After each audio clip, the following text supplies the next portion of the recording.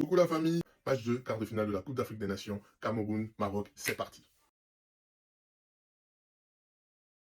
Victoire technique, tactique et physique du Maroc ce soir.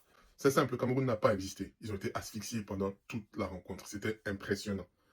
Les Marocains gagnaient tous leurs duels, étaient sur tous les seconds ballons. Ils savaient exactement quoi faire à la lettre avec le ballon et sans le ballon. Les menaces camerounaises, Baliba et Mbeumo, qui sont un peu les fers de lance de l'équipe, ont été pris à la gorge tout simplement. Ils ont été totalement muselés. C'est simple. À chaque fois que l'un des deux avait la balle, tu avais minimum deux trois joueurs qui les encadraient rapidement pour venir sur eux pour leur arracher le ballon. C'était vraiment tactiquement quelque chose d'incroyable. La discipline et la volonté dont on fait preuve toute l'équipe du Maroc est vraiment à noter et à féliciter. Ce soir, ils ont joué comme les numéros 1 africains du classement FIFA qu'ils sont. Ils ont joué comme des potentiels champions d'Afrique. Et franchement, salutations pour ce match du Maroc. De façon individuelle, ils ont pu encore compter sur un Brahim Diaz, toujours au rendez-vous.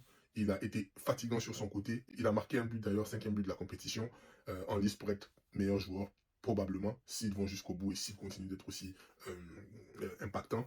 Attention quand même à ce bandage à la cuisse que j'ai vu quand il sortait. Ce genre de blessures, si elles sont graves, peut être compromettante pour la suite de la compétition. Reste à savoir ce que diront les diagnostics des médecins. Mais très beau match de Brahim Diaz ce soir. Son penchant du côté droit, El Zazouli, a été terrible. Il a remué la défense, il a mis le feu. Il a mis la défense à feu et à sang, comme on dit. C'était vraiment incroyable de le voir évoluer comme ça. En fait, je peux passer en revue toute l'équipe et faire l'éloge de tout le monde parce que l'équipe, vraiment de façon collective, a été magnifique. Et je le précise encore une fois, avec le ballon et sans le ballon. Parce que tout simplement, parce qu'au final, le football, c'est ça. C'est qu'est-ce que je fais quand j'ai la balle, qu'est-ce que je fais quand je n'ai pas la balle. On a vu un bloc aujourd'hui, une solidarité, une puissance physique, technique, tactique. Franchement, bravo au coach. Bravo pour ce qu'ils ont fait. En ce qui concerne le Cameroun, malheureusement, ce soir, le Hemley, ça n'a pas marché, ça n'a pas suffi. Mais il faut aussi les féliciter pour ce qu'ils ont accompli lors de cette compétition. En si peu de temps, réussir pour le coach, le boss Pabou, comme j'aime l'appeler, à faire ça, à emmener le Cameroun, ce Cameroun-là, ce Cameroun de joueurs qui finalement ne se connaissent pas vraiment tous, les envoyer jusqu'à ce quart de finale et tomber les armes à la main face au Maroc, c'est à saluer. J'espère qu'ils pourront bâtir quelque chose de grand, on va dire, à partir de ce qu'ils viennent de faire. Maintenant, ils ont déjà en tout cas des bases certaines pour réussir et on sait tout ce qu'on leur souhaite. Et au-delà du fait d'avoir eu Mbeumo et Baleba muselés, la perte de Chamadou également sur le côté droit était un gros coup dur pour le Cameroun, sachant que c'était celui qui dynamitait aussi leur côté droit et qui a quand même eu deux buts dans la compétition, qui était très important pour la vision du jeu du coach. Le perdre a également eu des conséquences assez, disons, désastreuses, d'autant plus que son remplaçant n'a pas eu le même impact. Il a même été remplacé encore une fois en cours de match. Donc les choses n'ont pas forcément tourné dans le bon sens aujourd'hui pour l'effectif camerounais. Et tout ça combiné explique un peu le spectacle qui a été donné de voir aujourd'hui. Ça, et bien sûr, le fait que le Maroc a maîtrisé son sujet. Une décision litigieuse a encore été prise par l'arbitre. Pour moi et pour beaucoup d'observateurs, il y avait pénalty sur Mbeumo. À ce moment-là, il y a 1-0. Si le pénalty est sifflé, avec des si on peut refaire le monde, mais si le pénalty est sifflé, 1-1, c'est peut-être une toute autre dynamique, c'est toute autre chose. Il y a peut-être du doute qui s'installe chez les Marocains et peut-être un peu plus de vigueur qui se met en place au niveau du Cameroun.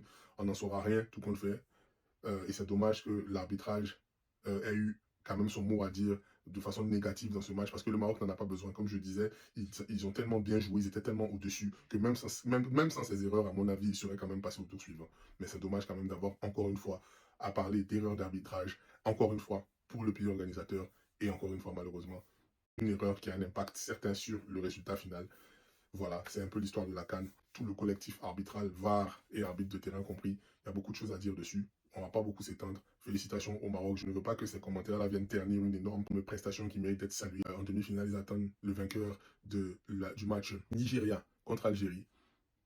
Quel que soit le vainqueur, ce sera un beau match, même si beaucoup d'observateurs attendent avec impatience un Algérie-Maroc qui sera très alléchant à cause vous savez, du derby maghrébin, de l'ambiance, de l'atmosphère, de tout plein de choses. On verra bien demain ce que la journée nous réservera. En tout cas, bravo, félicitations pour les qualifiés ce soir. Demain, toute une journée s'annonce encore magnifique avec Algérie, Nigeria justement et Égypte, Côte d'Ivoire. On se reverra après les matchs pour les débriefs. C'était tout pour moi ce soir. Chab Analyse. Peace out.